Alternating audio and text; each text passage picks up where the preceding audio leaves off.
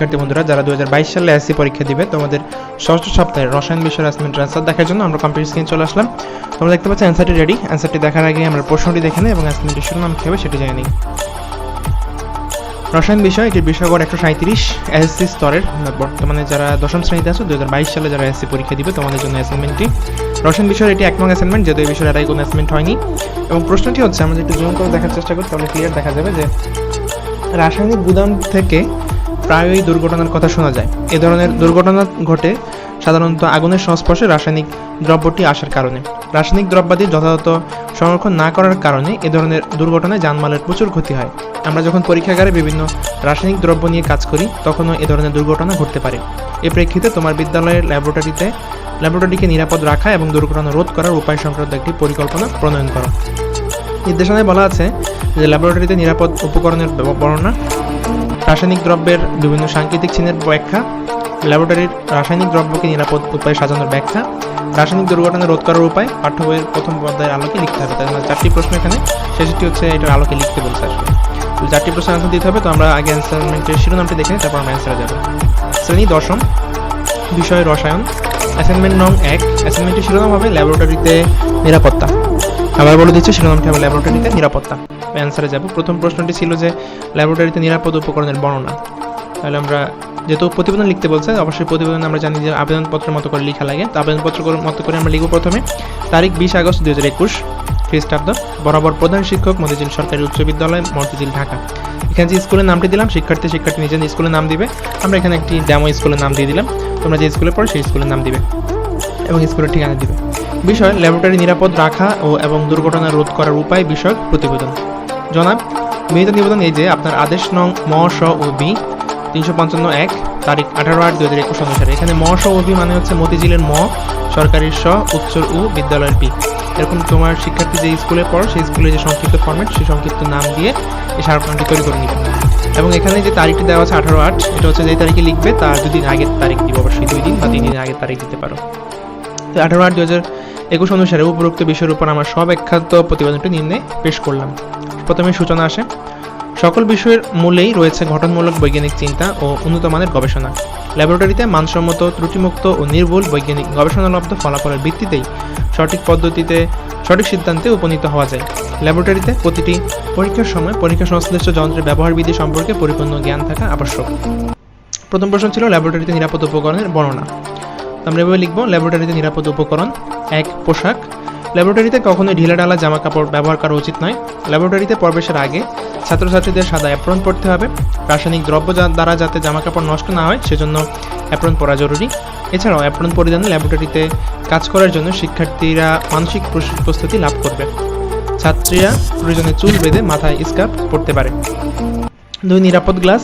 চোখ মানুষের মূল্যবান সম্পদ, তাই চোখের সুরক্ষার জন্য ল্যাবরেটরিতে নিরাপদ গ্লাস ব্যবহার করা উচিত।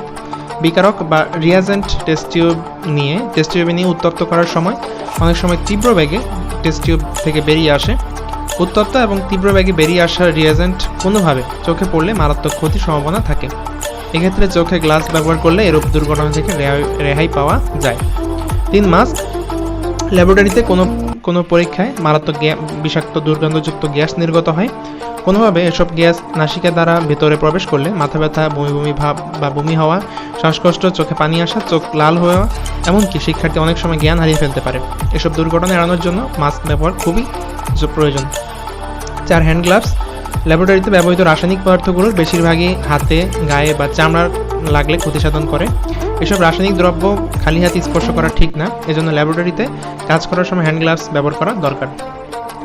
তারপরের প্রশ্ন ছিল যে রাসায়নিক দ্রব্যের ঝুঁকির মাত্রা ও সতর্কতামূলক সাংকেতিক চিহ্নগুলো লিখতে হবে। তো আমরা এখানে লিখব রাসায়নিক দ্রব্যের ঝুঁকির মাত্রা ও সতর্কতামূলক সাংকেতিক চিহ্ন। এটা তোমাদের বই থেকে আমরা দিয়ে দিলাম, তোমরা বই থেকে এঁকে নিতে পারো, মানে লিখে নিতে পারো। চিত্রগুলো এঁকে, অবশ্যই চিত্রগুলো আঁকতে হবে। চিত্রগুলো এঁকে এপাশে সাংকেতিক চিহ্ন বিশিষ্ট পদার্থের ঝুঁকির মাত্রা ও সাবধানতা। দেখতে পাচ্ছ বিস্ফোরক একটি পদার্থ, এই সম্পর্কিত যে বিস্তারিত এটা তোমাদের বইতে দেওয়া আছে, তোমরা চাইলে বই থেকেও সরাসরি লিখে নিতে পারো। তারপর আছে দাহ্য পদার্থ, এখানে বিস্তারিত দেওয়া আছে দাহ্য পদার্থের। বিষাক্ত পদার্থ, টক্সিক সাবস্টেন্স, এটা চিত্র আঁকতে হবে, সবগুলো চিত্র আঁকতে হবে। তারপর আছে উত্তেজক পদার্থ, যেটা ক্রস দেওয়া থাকে বোতলের গায়ে, এটা উত্তেজক পদার্থের যেই সাংকেতিক চিহ্নের যে ঝুঁকিগুলো আছে, ঝুঁকির মাত্রা এবং সাবধানতা। স্বাস্থ্য ঝুঁকিপূর্ণ পদার্থ যেমন হেলথ রিস্ক সাবস্টেন্স যেগুলো সেগুলো এই চিহ্ন থাকে। এবং আরও চিহ্ন রয়েছে যে তেজস্ক্রিয় পদার্থ রেডিও অ্যাক্টিভ সাবস্টেন্স যেগুলো সেগুলোর জায়গায় এরকম ফ্যানের মতো একটা চিত্র আঁকা থাকে। তারপর রয়েছে পরিবেশের জন্য ক্ষতিকর ডেঞ্জারাস ফর এনভায়রনমেন্ট এরকম একটা চিত্র থাকে। তারপর ক্ষত সৃষ্টিকারী করোসিভ যেটা সেটার জন্য ব্যাখ্যা দেওয়া আছে। এই হচ্ছে যে কোন কীভাবে আমরা সাংকেতিক চিহ্ন ব্যাখ্যা কী সেগুলো আমরা দেখতে পারি। এগুলো বইতে দেওয়া আছে, আমরা বই থেকে কলাম করে টেবিল করে এঁকে নিবে বা লিখে নিতে পারো। চিত্র অবশ্যই আঁকতে হবে বাম পাশে। তারপর দেওয়া ছিল ল্যাবরেটরি রাসায়নিক দ্রব্যকে নিরাপদ উপায়ে সাজানোর ধারণা, ব্যাখ্যা, রাসায়নিক দুর্ঘটনা রোধ করার উপায়। আমরা এইগুলো দেখবো এখন। তো ল্যাবরেটরির রাসায়নিক দ্রব্যকে নিরাপদ উপায়ে সাজানো ও দুর্ঘটনা রোধ করার উপায়। রাসায়নিক দ্রব্য সংরক্ষণ। ল্যাবরেটরিতে রাসায়নিক দ্রব্য সংরক্ষণের একটি সার্বজন স্বীকৃত নীতিমালা রয়েছে। এই নীতিমালা অনুযায়ী রাসায়নিক দ্রব্য সংরক্ষণ করলে ল্যাবরেটরিতে যে কোনো অনাকাঙ্ক্ষিত দুর্ঘটনা এড়ানো যায়। রাসায়নিক উপাদানের সংরক্ষণের ক্ষেত্রে রেকর্ড খাতা অনুসরণ করে চলতে হবে।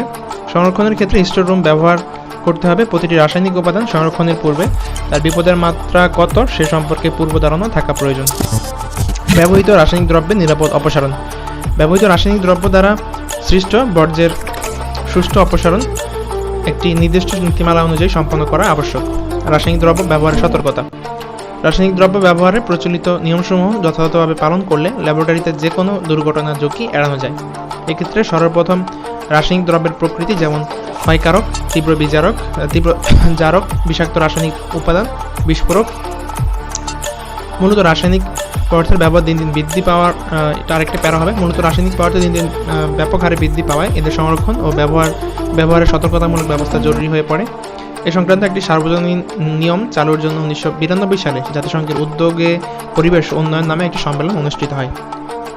উক্ত সম্মেলনে প্রতিপাদ্য বিষয়গুলো হচ্ছে: 1. রাসায়নিক পদার্থকে ঝুঁকি ও ঝুঁকির মাত্রার ভিত্তিতে বিভক্ত করা। 2. ঝুঁকির সতর্কতা সংক্রান্ত তথ্য উপাত্ত তৈরি করা। 3. ঝুঁকি ও ঝুঁকির মাত্রা বোঝাবার জন্য সার্বজনীন সাংকেতিক চিহ্ন নির্ধারণ ও ব্যবহার করা। এবার হচ্ছে ল্যাবরেটরিতে রাসায়নিক দ্রব্য সংরক্ষণে কতগুলো সাধারণ নিয়ম অনুসরণ করা হয়। যেমন 1. রাসায়নিক দ্রব্য কখনো খোলা অবস্থায় রাখা যাবে না।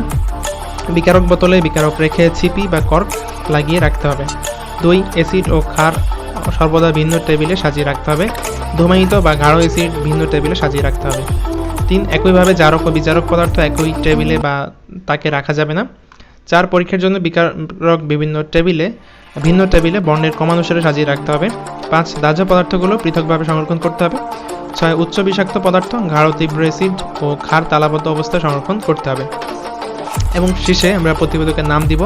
প্রতিবেদকের নাম এখানে শিক্ষার্থী নিজের নাম দিবে। আমরা নাম দিলাম ফাহাদ হোসেন। প্রতিবেদনের শিরোনাম কিন্তু আমার শিরোনামটি দিবে ল্যাবরেটরি নিরাপদ রাখা ও দুর্ঘটনা রোধ করার উপায়। এটা ছিল আমাদের শিরোনাম। তো প্রতিবেদন তৈরির স্থান, যে স্থান থেকে তুমি তৈরি করছো সেই স্থানটি লিখবে মতিঝিল, ঢাকা। তারিখ লিখে দিবে সবার শেষে, যে তারিখে লিখছো 20/9/2021। এই ছিল তোমাদের দশম শ্রেণী, যারা বর্তমানে দশম শ্রেণী 2022 সালে এসএসসি পরীক্ষা দিবে তাদের অ্যাসাইনমেন্ট রসায়ন বিষয়। তোমাদের সায়েন্সের স্টুডেন্টদের আরেকটি বিষয়ের অ্যাসাইনমেন্ট করতে হবে, সেটি হচ্ছে ধর্ম, ইসলাম ধর্ম এবং হিন্দু ধর্ম। যাদের ইসলাম অনুসারী তারা ইসলামের অ্যান্সার করবে, যারা হিন্দু তারা হিন্দুর অ্যান্সার করবে। তো সেটির অ্যান্সার আমাদের চ্যানেলে দেওয়া আছে। আজকের মতো আমরা এখানে কম্পিউটার স্ক্রিন থেকে বিদায় নিচ্ছি। ধন্যবাদ সবাইকে।